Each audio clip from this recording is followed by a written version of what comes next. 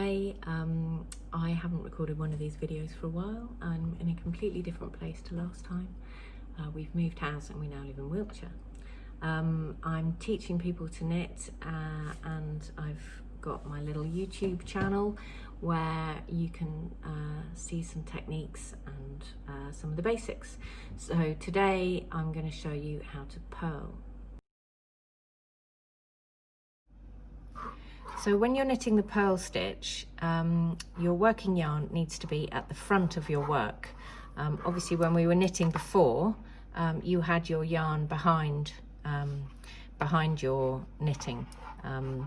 So when you are going to do a purl stitch, you need to bring the wool between the needles so that it's at the front.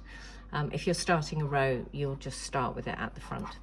So what you do is you take your working needle, the needle in your right hand, and you slide from back to front through the next stitch, and then you wrap your wool around the needle, give it a little tug, or I actually just hold on to it all the time, and then slide your needle back through the stitch.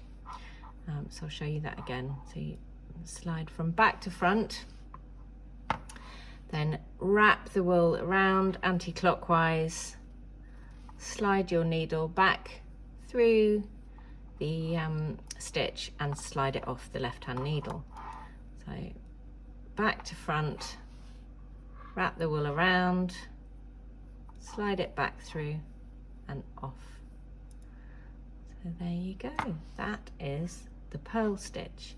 And what you'll see when you've done a bit, particularly if you do one row of purl and one row of knit, is that when you're doing the purl stitch, you get these horizontal bumps on your fabric facing you, and they're called purl bumps.